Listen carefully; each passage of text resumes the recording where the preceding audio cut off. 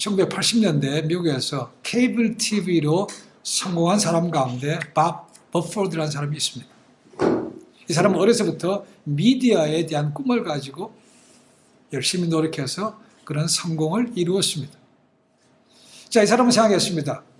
이 정도 부와 명예를 얻고 나면 분명히 인생이 행복할 거라고 믿어 의심치 않았습니다. 그런데 그 위치에 올랐지만 여전히 마음속에 행복하지 않더라는 거죠. 뭔가 갈급함이 있더라는 겁니다. 그래서 더 사업을 확장했습니다. 그리고 취미생활도 다양하게 가져봤습니다. 그런데도 여전히 그 문제가 풀리지 않더라는 거죠. 그래서 고민했습니다. 또 고민하기 시작합니다. 그러다가 이제 그 답을 찾았습니다. 그래서 뭐냐면 영적인 문제였다는 겁니다. 지난주에 제가 말씀드렸습니다. 휴머니스틱 사이콜로지 얘기하면서 에이브라함 메슬로우가 했던 그 hierarchy of needs, 이 필요의 8단계, 제일 꼭대기가 뭐였습니까? 바닥은 서바이벌이지만 제일 꼭대기는 transcendent, 영적인 문제였다는 거죠. 영적인 초월. 그것과 똑같은 것이죠. 그래서 깨닫자 이 버포드는 두 가지를 시작했습니다. 하나는 하프타임이라는 단체를 만들고 책을 쓰기 시작한 겁니다. 자, 이 사람은 인생을 축구와 같이 봤다는 거죠. 축구 전반전 45분, 하프타임 15분, 후반전 15분 뜁니다. 그렇죠? 자기 인생 돌아보니까 내 전반전은 성공했다는 겁니다. 자, 이 사람은 그 경기 가운데 하프타임을 굉장히 중요하게 했다는 거죠. 왜 그렇습니까? 전반전에 이기고 있습니다. 그러면 후반전에도 잘 전략대로 밀어가서 승리를 붙이는 것이고, 전반전에 지고 있습니다. 그렇다면 작전을 새롭게 짜서 역전시킬 수 있는 기회를 만드는 것이죠. 그래서 하프타임이 굉장히 중요하다는 거죠. 그래서 하프타임이라는 것을 만들고 책도 쓰기 시작했다는 거죠. 두 번째로 시작한 것은 리더십 네트워킹을 시작한 겁니다. 자, 이 사람은 성공했습니다. 이제는 더 이상 내가 그것을 누리는 것이 아니고 남에게 주자는 것입니다. 그래서 CEO 자리를 다른 사람에게 넘겨줬습니다. 그리고 자기는 경험과 능력을 가지고 다른 사람들의 능력을 개발하는 데 쓰임받기를 원했다는 거죠. 그래서 시작한 것이 리더십 네트워킹. 이 사람이 하는 리더십 네트워킹은 뭐냐면 교회와 목회자들을 돕는 사역을 시작한 것입니다. 많은 경험이 있으니까 당연히 하겠죠. 그죠? 그러니까 이거는 내가 더 성공하기 위해서 한 것이 아니고 섬김과 나눔의 본을 보여준 것이죠. 그래서 이 사람은 하프타임을 통해서 오히려 인생이 더 꽃핀 것이라고 볼 수 있습니다. 남을 위해 산다는 거죠. 오늘날에 보면 여전히 자기 중심에서 벗어나지 못한 사람들 상당히 많습니다. 특히 위에 있는 사람들 가운데 그렇기 때문에 갑질하는 것 때문에 오히려 사람들에게 덕이 되기보다는 걸림돌이 되는 것이 굉장히 많습니다. 눈살을 찌푸리게 되죠. 교회 안도 마찬가지입니다. 그렇죠? 내게 주어진 부와 인기와 명예가 자기활 속에 쓰는 것이 하나님께 지으신 목적이겠습니까? 아니죠. 하나님 지은 뜻은 그게 아니죠. 그렇죠? 하나님의 영광을 위해서 쓰는 거라고 되어 있습니다. 마귀는 우리 가운데 잘못된 목표가 있는 것을 잘 알기 때문에 그런 것을 부추깁니다. 그러니까 마귀가 부추기는 것 중에 하나가 뭐냐면 야, 네가 세상에서 안 꿀리려면 또 출세해. 부추기는 겁니다. 그렇죠? 우리 옛날에 거기 유행가 가사에 있었죠. 그렇죠? 억울하면 출세하라. 이게 마귀가 하는 그겁니다. 그렇죠? 야, 해. 네가 떵떵거려야지. 하면 네가 꿀리고 살 거야? 그게 인생의 목표가 되고 나면요. 시험거리가 굉장히 많습니다. 자기 자신도 피곤하게 되겠지만 주변 사람들을 다 피곤하게 만듭니다.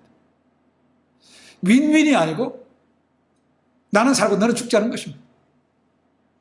그리고 또한 이 법적인 문제에 대해서 여러 가지 많은 유혹이 넘어갑니다.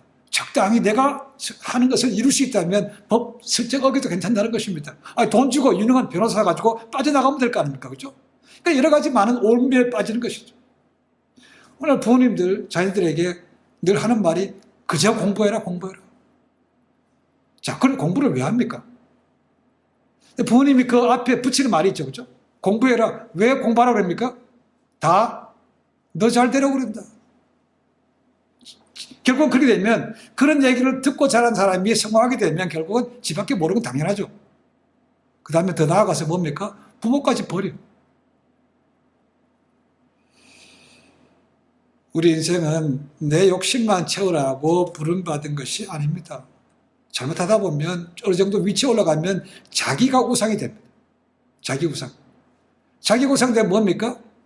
내게서 만족감과 내게 행복감을 느끼는 것이 아니고 남들 신경 씁니다. 남들이 나를 어떻게 생각할까? 진짜 피곤하죠. 그죠? 거기에 목매게 된다는 거죠. 뭐 하면 남들입니다. 남들. 과시도 해야 되는 것이고. 결국은 자기 우상에 빠져서 자기 인생이 점점 불행해지는 것을 알지 못하는 거죠. 성공 신드롬에 빠지게 되면 알고 싶은 게 뭡니까? 야, 과연 이거 하면 내가 성공할 수 있을까? 떼돈 벌 수 있을까? 생각합니다. 그렇죠? 근데 불안하죠. 잘 모르는 거 아닙니까? 그러니까 모르니까 뭐 합니까? 어디 가야 됩니까? 하나님 앞에 나가는 게 대신에 하나님 모르죠. 그렇죠? 전 보러 가는 거죠. 영화되는 사람, 이 복채, 몇백만 원뿐만 하고 몇천만 원짜리도 많답니다. 쪽지기한테 가서 그거 하는 목숨 거는 거죠. 영화 같은 데도 보시면 자기의 성공과 인기를 위해서 자기 영혼을 막 사탄한테 파는 사람도 있습니다. 연예인들 많다고 그러죠. 그렇죠? 가수도 많다고 그러고 락그룹 많다고 얘기합니다. 영혼을 팝니다. 내가 성공할 수 있다면 기꺼이 한다는 거죠. 이게 우상에 빠지게 되면 참 걷잡을 수가 없습니다. 한번 빠져들어가면 나오기가 굉장히 어렵습니다. 그게 빠지게 되면 자기 머리고 지식이고 상식도 안 먹게 들어갑니다. 대한민국에서 위성 무궁화호를 띄운 다음에 첫 번째 하는 일이 뭔지 압니까? 돼지머리 잡아놓고 고사지는 것입니다. 지금도 배 타고 나가는 사람들, 원양어선 나가는 사람들 할 때 돼지머리 갖다 놓고 돼지 입에다가 돈 꼽으면서 절합니다. 그죠? 한국의 프로야구 웬만한 구단들 한 해 시작하면서 우승하게 해달라고 똑같이 돼지머리 갖다 놓고 고사 지낸다고 말합니다. 여러분, 그런 것들은요, 예수 안 믿는 사람들만 그렇게 하는 것이 아닙니다. 예수 믿는 사람들 가운데도 상당히 많이 전 보러 갑니다. 그렇죠? 한 해 시작할 때 1년 4, 5주 보러 가는 사람도 있죠? 결혼 앞두고 뭐 합니까? 궁합 보러 갑니다. 그러니까 이게 덕이 안 되고 믿는 사람들이 다른 사람에게 좋은 영향을 끼칠 수가 없다는 거죠. 그러니까 제가 지난주에 말씀드렸지만 교회 다니는 사람 가운데 반 정도가 전 보러 간다는 거 아닙니까? 믿고 싶지도 않고. 그렇죠? 놀라운 일입니다. 오늘날의 기독교가 점점 힘을 못 쓰는 것도 그런 이유 중에 하나가 아닌가 생각해 봅니다. 많은 사람들이 예수 믿는 것도 믿지만 샤머니즘을 여전히 가지고 있습니다. 샤머니즘. 그러니까 점쟁이를 가지고 무당을 돋불러서 하는 거죠. 어떤 사람들은 그런 목회자들 갖다가 똑같이 무당이나 그런 걸로 보는 사람도 있습니다. 또 그걸 이용해 먹는 사람도 있죠. 그죠? 사람들 그런 심리를 이용하는 사람도 있습니다. 그게 이단이죠. 성경에 나옵니다. 이단들은 자기 배만 결국 불리는 건데, 결국 그런데 자기가 똑딱하다고 하지만 갔다가 재물 드리고 다 하는 것이죠. 같이 망해가는 것이죠. 사람의 미래는 우리를 지으신 그분밖에 알 수가 없습니다. 그분이 하나님 아닙니까? 그죠? 그러니까 하나님 앞에 나가야 되는데, 하나님 앞에 나가기는 싫으니까 결국 어디 갑니까? 쓸데없는 전보로 영화다는 사람한테 갈 수밖에 없는 거죠. 이게 오늘날의 현실입니다. 이제 앞으로 보시겠지만 요한복음 16장 13절에 가면 예수님께서 앞으로 오실 성령 하나님 위해서 이렇게 말씀하십니다. 그분이 오시면 장래 일을 너에게 알게 하신다고 되십니다. 하나님 앞에 나가야 알 수 있다는 거죠. 근데 하나님 앞에 나가는 게 아니고 쓸데없이 사람한테 갑니다. 자기 운명도 모르는 사람한테 어떻게 남의 운명을 찾으라고 돈 주고 그렇게 합니까? 똑똑하다고 하지만 여전히 어리석은 사람들 많습니다.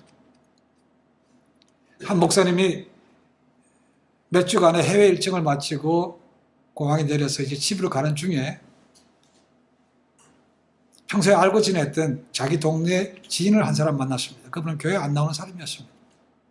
그 사람은 술, 그 다음에 여러 가지 안 좋은 일로 문제가 많았던 사람이었습니다. 당연히 만나서 전도도 하고 그러던 사람입니다.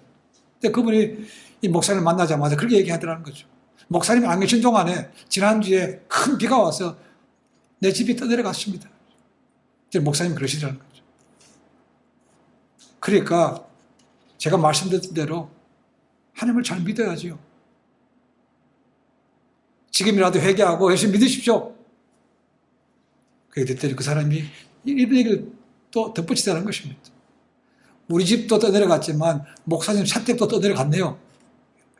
그랬더니 목사님이 작은 소리로 돌아서며 이렇게 얘기하더라는 것입니다. 참 하나님께서 하시는 일은 때로는 모를 때도 많어. 우리가 하나님 일을 어떻게 잘 알 수 있겠습니까? 그렇죠? 정확히 알지 못합니다. 근데 어떤 것들은 성경에서 아주 클리어하게 말씀하신 게 있는 거죠. 거룩이 하나님의 뜻이라고 말씀하고 있습니다. 항상 기뻐하고 쉬지 말고 기도하고 범사에 감사하는 것이 하나님의 뜻이라고 말씀하고 있습니다. 근데 많은 사람들이 이렇게 클리어한 것을 내버려 두고 클리어하지 않은 것에 목매는 사람들이 그렇게 많습니다. 그러니까 그런 사람들이 대부분 신비주의의 이단들에 많이 빠집니다. 어디서 뭔가 뭐 있대 그러면 그걸 가는 거죠. 그렇죠? 소개팅해가지고 쓰인 말씀부터 확실하게 하시라는 거죠.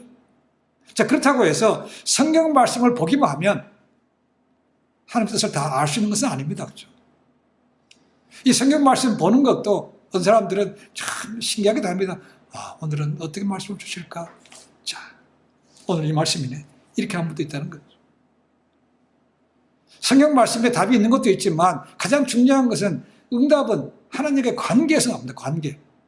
아버지와 관계가 깊어야 말씀을 주시는 거죠. 계시를 주시는 거 아닙니까? 그렇죠? 근데 그것은 하지 않으니까 이상한데 자꾸 하지 말아야 될 것을 한다는 거죠. 어떤 한 분이 하루를 시작하면서 묵상합니다. 하나님 뜻이 오늘 뭔가? 그래서 성경책을 딱 펴고 손가락을 딱 짚었습니다. 그 뒤에 딱 들어오는 말이 마태복음 27장 5절이었습니다. 뭐라고 써 있는가? 유다가 은을 성소에 던져놓고 물러가서 스스로 목매어 죽은지라. 와, 오늘 이게 내게 주시는 말씀입니까? 그럼 내가 재산 팔아가지고 남한테 갖다 주고 그럼 내가 목매야 되는가? 가만히 생각해도 그건 아닌 것 같지 않습니까? 그죠? 다시 한번 눈을 감고 또 찝었습니다. 그랬더니 이번에는 누가복음 10장 37절에 나왔습니다. 그게 뭐라고 적혀 있는가? 가서 너도 이와 같이 하라. 또 아닐 거 아닙니까? 그죠? 한 번 더 했습니다. 요한복음 13장 27절이 눈에 들어왔습니다. 그렇게 보니까 이게 말씀입니다. 내 하는 일을 속히 하라. 이렇게 해서 하는 뜻을 알 수 있는 게 아니죠. 그죠? 아, 오늘 뭐 이렇게 하다가 이렇게 쭉 있는 것도 아니고 한번 이렇게 펴서 아, 여기 이런 게 해서 하나님 뜻을 알 수 있는 게 아니라는 겁니다. 그렇죠? 하나님 뜻을 그렇게 쉽게 분별할 수 있으면 우리 인생이 얼마나 행동하게 됐겠습니까? 얼마나 어떻게 보면 뒤집박지된 게 많겠습니까? 실제로 한국에서도 이런 것도 있습니다. 지금은 은퇴하신 큰 교회 목사님이 쓴 책 가운데 그런 내용이 들어있습니다. 한국의 한 교회가 산에다가 기도원을 졌습니다. 한 교회 기도원 갖고 있는 교회들 많습니다. 그렇죠? 근데 산에 지었는데 뭐가 안 되는가 하면 산에 목욕탕은 짓지 못하게 되어 있습니다. 근데 이 교회가 지면서 산에다가 목욕탕까지 같이 졌다는 거죠. 그러니까 민원이 들어왔습니다. 그러니까 공무원이 나와서 얘기합니다. 이 산에서는 목욕탕 지으면 안 됩니다. 그랬다는 거죠. 그랬더니 그 교회 대표가 뭐라고 얘기했는가? 아, 우리가 침례를 주려고 목욕탕 만들었습니다. 라고 얘기했다는 겁니다. 그래서 그것이 넘어갔다는 거죠. 근데 문제는 그 교회가 침례교회가 아니라는 거죠. 순복음교회도 아닙니다. 장로교회였다는 거죠. 근데 편법으로 그렇게 거짓말해서 기도해서 기도원을 지었다는 겁니다. 그렇게 편법으로 거짓으로 지은 기도원에 가서 기도하면 기도 영빨이 잘 됩니까?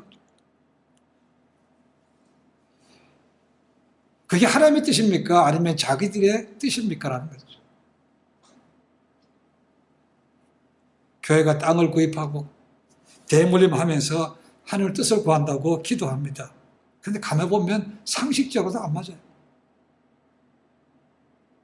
자기들이 그냥 마음대로 그냥 밀어붙여서 가는 것들이 굉장히 많습니다. 그래서 농사를 찌푸리게 되고 사회 덕도 안 되고 전체로 교회가 하나님 나라가 욕을 먹고 있는 것이 오늘의 현실입니다.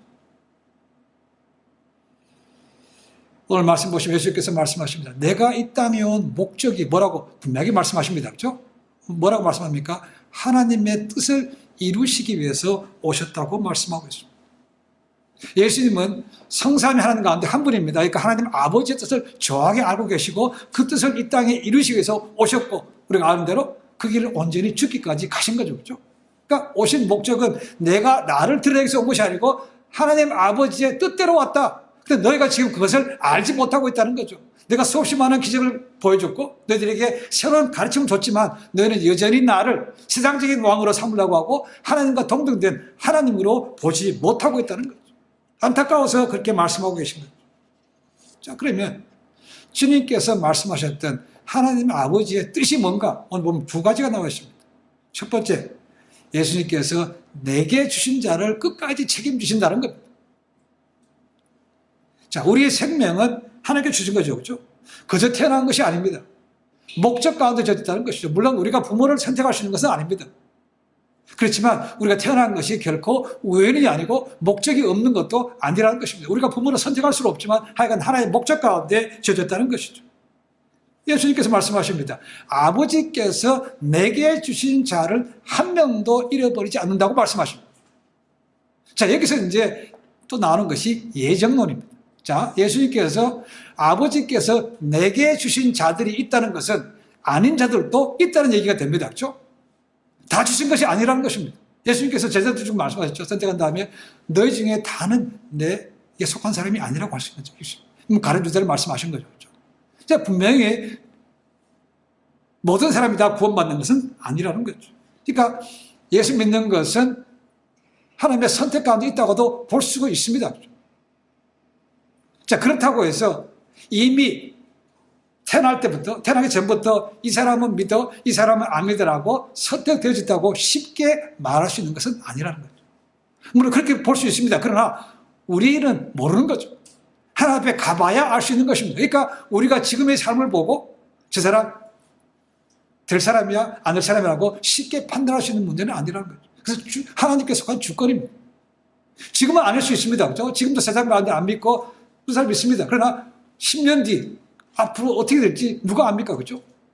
그러니까 지금 우리가 설사 예정됐다 아니다고 말할 수 있지가 하지만 우리의 판단으로 할 수 있는 문제는 아니라는 거죠. 하나님은 분명히 성경으로 얘기합니다. 모든 사람이 다 구원받기를 원하신다고 말씀하고 있습니다. 디모데전서 2장 4절에 나옵니다.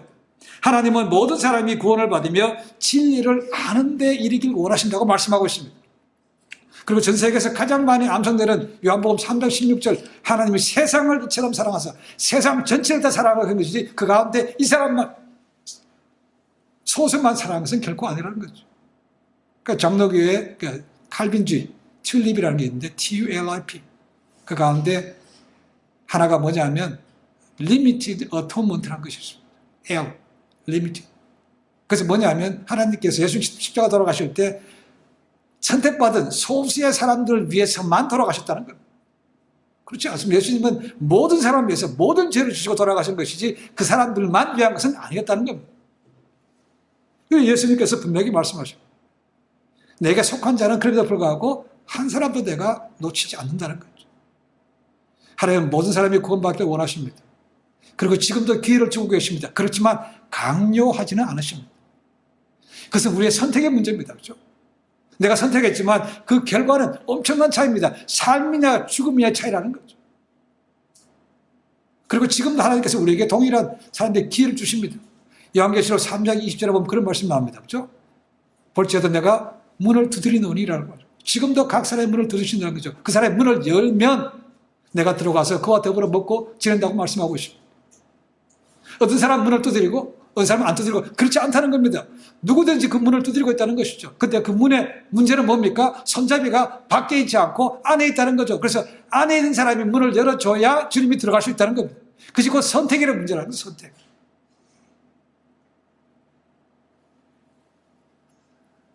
미래는 누구도 알 수 없습니다. 그렇죠? 지금 우리가 예수 믿고 있지만 앞으로 어떻게 될지 보장하지 못합니다. 그러나 한 가지 분명한 것은 누구라도 예수님을 구세주로 믿고 끝까지 몸부림치면서 그 믿음 붙드는 사람은 주님께서 결코 외면치 않으시고 마지막 날에 들어가게 하신다는 거죠. 이제 칼빈은 갖다가 뭐라고 부르는가? 성도의 견인이라고 불렀습니다. 아까 TULIP 제일 끝에 나는 P가 그겁니다. Perseverance of the Saints라는 것입니다. 성도의 견인. 그러니까 하나님께서 그를 택하셨기 때문에 이 땅에 많은 고난이 있지만 어쨌거나 마지막에는 그를 분명히 구원받게 하신다는 것입니다. 이제 칼빈이 나오는 제일 마지막 P입니다. 로마서에서 바울이 얘기합니다. 로마서 8장 제일 마지막에 장래일이나 높음이나 어떤 권세자도 하나님의 사랑에서 끊을 것은 아무것도 없다고 말씀하고 맞습니다. 그렇죠? 자, 그러면 또 이런 문제가 생깁니다. 한번 내가 구원받으면 영원히 구원되는가? 티켓 샀습니다. 그럼 내가 비행기 다른 건 당연한 거죠. 그렇죠? 익스파이 되지 않는 한은 내가 할 수 있습니다. 그러면 구원의 문제도 마찬가지입니다. 내가 예수님을 구세주로 믿었습니다. 죄인을 믿었습니다. 그럼 그 한 번으로 모든 것이 끝나고 나는 구원이 완전히 보장되는가? 그렇게 보는 사람도 있고 그렇게 보지 않는 사람도 있습니다. 학자들도 안 합니다. 저는 아니라고 생각합니다. 어떻게 얘기할 수 있습니까? 히브리서 6장 가면 그런 얘기 나옵니다. 그렇죠? 한번 비침을 맛보고 타락한 자들이 있다고 말씀하고 있습니다. 그리고 바울의 계시력을 말할 수 있는 데살로니가 후서에 보시면 2장 3절에 마지막 때가 되면 배도가 있다고 말합니다. 짐승에게 경배해야만 짐승의 표를 받고 내가 뭐든지 물건을 사고 할 수 있습니다. 그렇죠? 그러나 경배하지 않으면 짐승의 표를 받지 못합니다. 그러면 매매가 안 되고 먹고 사는 문제가 걸린다는 것이죠. 그러니까 마지막 때가 되면 예수님을 안 믿는다고 배신하는 사람이 생긴다는 거죠. 그 당시에는 믿는다고 얘기합니다. 그러나 미래에 환란이 오면 안 믿고 팽개칠 사람이 많다는 거죠. 그러니까 한 번 구원은 영원한 구원이 아니라는 겁니다. 그러니까 거기에 대해서 이렇게 얘기합니다. 그러면 그 사람은 처음에 믿음이 가짜였으라고 얘기합니다. 맞는 얘기일 수 있습니다. 저도 진짜 믿음이라면 끝까지 간다고 생각합니다. 근데 우리가 내가 죄인이고 예수님을 구세주로 믿습니다라고 믿으면 우리가 그 사람의 얘기를 믿어야 되지 내가 아니라고 부인할 수 있습니까? 그 사람의 마음을 정확하게 알 수 있습니까? 모르는 거죠. 그러니까 그것도 우리가 판단할 수 있는 문제가 아닌 것은 맞습니다. 그러니까 진짜 믿음이라면 하나님께서 예수님께서 마지막까지 책임져 주신다고 믿습니다. 그러니까 내가 믿었으니까 저절로 가겠지가 아니고 믿음을 끝까지 붙들려고 믿음의 선한 싸움을 싸우고 나가야 마지막을 볼 수 있는 것입니다. 자, 예수님께서 하십니다. 내게 오는 자, 내게 맡긴 자는 내가 결단코 버리지 않는다. 내가 그것을 다 지킨다고 말씀하고 있습니다. 두 번째는 뭡니까? 하나님의 뜻은 예수님을 믿어서 영생을 받는 거라고 말씀하고 있습니다. 40절 말씀 보니까 됐습니다. 내 아버지의 뜻은 아들을 보고 믿는 자마다 영생을 얻는 것이라고 말하고 있습니다. 35절 말씀 보시면 내게로 와야 된다. 아버지께로 가는 것은 내를 통해서밖에 없다. 내게 오는 것을 강조하고 있지만 여기서는 보고 믿는 것을 강조하고 있다는 거죠. 자, 본다고 해서 반드시 믿는 것은 아닙니다. 그렇죠? 지금 따라오는 많은 사람들 예수께서 기적을 베푸는 거 많이 봤습니다. 그렇다고 지금 믿습니까? 아니죠. 물론 때로는 기적을 보면 도움이 될 수는 있지만 그것이 믿는 것이고 보는 것이 믿는 것까지 가는 것은 아니라는 거죠. 보고 믿는 자마다 영생을 주시는 것이 바로 하나님의 뜻이라고 말씀하고 있습니다. 자, 두 가지를 말씀하시면서 똑같이 반복되는 말이 있습니다. 언젠가 마지막 날이라는 거죠. 마지막 날. 이 마지막 날이라는 것은 구약 시대에 나오는 여호와의 날과 똑같은 날입니다. 구약에 나오는 선자들이 쓰였던 많은 예언서 가운데 보면 여호와의 날이 나옵니다. 여호와의 날에는 두 가지 의미를 가지고 있습니다. 뭐냐면 이스라엘을 대적했던 무리는 그 여호와의 날에는 망하는 날입니다. 그들은 곡하는 날이죠. 그렇지만 선택받은 이스라엘 사람들은 해방되는 기쁨의 날이라는 것입니다. 이 두 가지가 여호와의 날에 같이 들어있습니다. 마찬가지로 여기서 말하는 여호와의 날은 결국 주님께서 이 땅에 다시 심판주로 오시는 날을 얘기하고 있습니다. 그 마지막 날 내가 그들에게 끝까지 지키고 영생을 주신다는 거죠.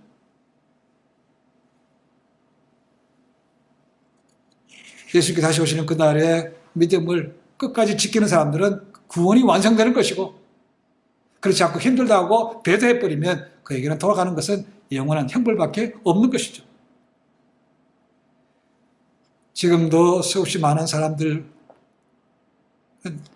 자유가 없는 나라에서 목숨을 걸고 믿음 생활을 하는 사람들이 있습니다. 또 아직도 그런 복음을 듣지 못한 사람들이 많기 때문에 가는 사람도 있습니다. 그렇죠? 그런 사람들은 하나님께서 당연히 지키시고 끝까지 구원을 보장해 주지 않겠습니까? 라는 거죠. 그런데 예수 믿는다고 말은 했지만 한 번 끝이고 내 삶이 전혀 변함도 없이 그냥 세상과 똑같이 산다면 그 사람 보고 누가 저 사람 진짜로 예수 믿는다고 말하는 사람이 있겠습니까? 그 사람이 선택받았다고 우리가 쉽게 말할 수 있겠습니까? 그렇지 않죠. 그죠? 그래서 우리가 보는 관점이 아니고 하나님 아버지와 주님께서 보시는 관점에 따라 나는 것이지 우리가 쉽게 나 이만하면 됐지라고 판단할 수 있는 문제는 아니라는 거죠. 그 바울도 얘기합니다. 내가 이미 이뤘다함도 아니요. 내가 이미 얻었다함도 아니라는 것입니다. 이게 바울이 겸손한 것이죠. 바울 같으면 당연히 구원이 보장되는 거 아닙니까? 천국 가면 큰 상급 받는 거 아닙니까? 근데 바울은 겸손하게도 나도 지금 앞으로 상황이 바뀌면 어떻게 될지 몰라. 나는 끝까지 믿음 붙들고 갈 거야. 이렇게 했다는 거죠. 이게 그런 마음이 필요한 것이죠. 주님께서 그런 모습을 보시면 마지막 때 끝까지 챙겨주시는 거죠. 내 식구 챙기는 것처럼 주님께서 내게 속한 자녀들은 하나도 잃어버리지 않고 다 챙겨주신다는 겁니다.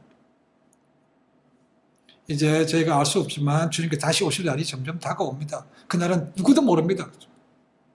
언제 재림하실지, 또 언제 공중에 휴거당할지 학자들 간에 그런 많이 있습니다. 분명해서 그분이 다시 오시고 이 세상을 심판하고 나면 모든 사람이 백보자 심판을 받고 한쪽은 영원한 분못에 던져질 것이고 한쪽은 주님과 같이 형상이 변화돼서 주님과 영원히 왕노릇한다고 분명히 말씀하고 있습니다. 지금 우리가 육체는 썩어서 없어질 것이고 이것 때문에 얽매이는 것 너무 많습니다. 먹어야 되고 자야 되고 뭐 해야 되고 뭐 해야 되고 이 육체가 살아나는 유혹에서 벗어나기 굉장히 어렵습니다. 그러니까 육체가 죽고 나면 이제 더 이상 그런 유혹은 없는 거죠. 그렇죠? 그래서 이 땅에 죄가 없는 것은 딱 한 곳밖에 없다고 말합니다. 어딘가? 공동묘지밖에 없는 거죠. 그 전까지는 어차피 살면서 이것 때문에 여러 가지 많은 고민, 유혹이 따라옵니다. 그렇죠? 거기만 없습니다. 그리고 부활하게 나면 이제는 그런 썩어질 육체가 아니고 주님과 같은 영광스러운 몸으로 바뀐다고 말씀하고 있습니다. 그러니까 부활장 얘기하는 것이 고린도전서 15장입니다. 거기 15장 49절에 이런 말씀이 있습니다.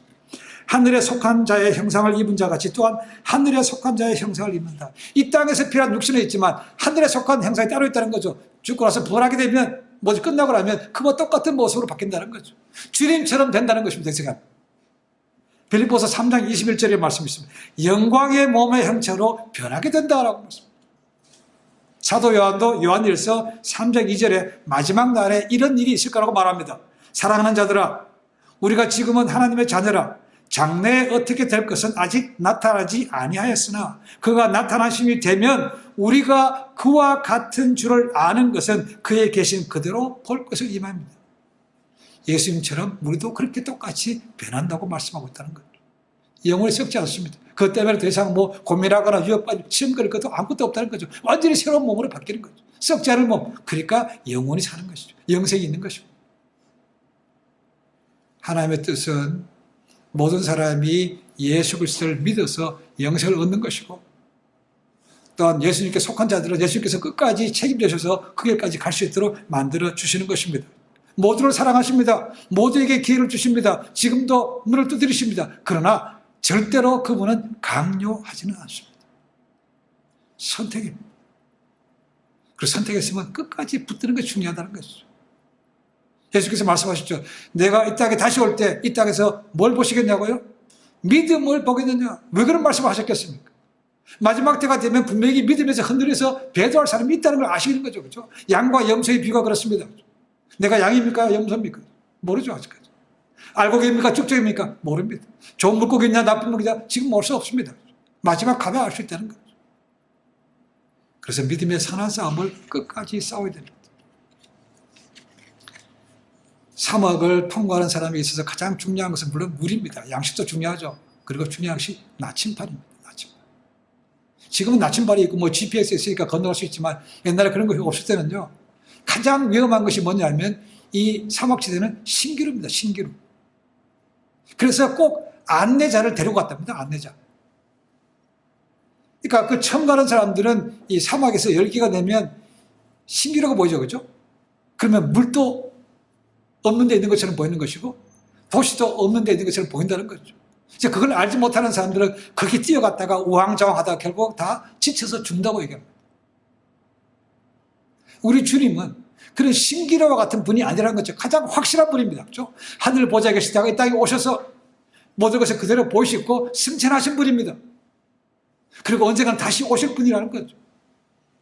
그분 안에 있어야만 진정한 영원한 생명이 있는 것이고 그분에 붙어 있으면 그분이 마지막 날에 끝까지 보여주신다는 겁니다. 이걸 믿으셔야 된다는 거죠. 어쩌면 그래서 예수 그리스도의 말로 우리 인생 가운데 가장 위대한 발견이라고 할 수 있습니다. 가장 위대한 발견. 제가 그게 기적 아닙니까? 그죠? 한국 같은 불교와 유교와 우상을 섬기는 나라에서 예수 그리스도를 알고 믿은 것이 얼마나 그 기적입니까? 그렇다면 우리는 믿었으니까 그 믿음을 끝까지 지켜가야 되는 것입니다. 아직까지도 마음속에 갈등이 있는 분들은 그분을 믿어야 이제 새로운 것을 볼 수가 있는 것이죠.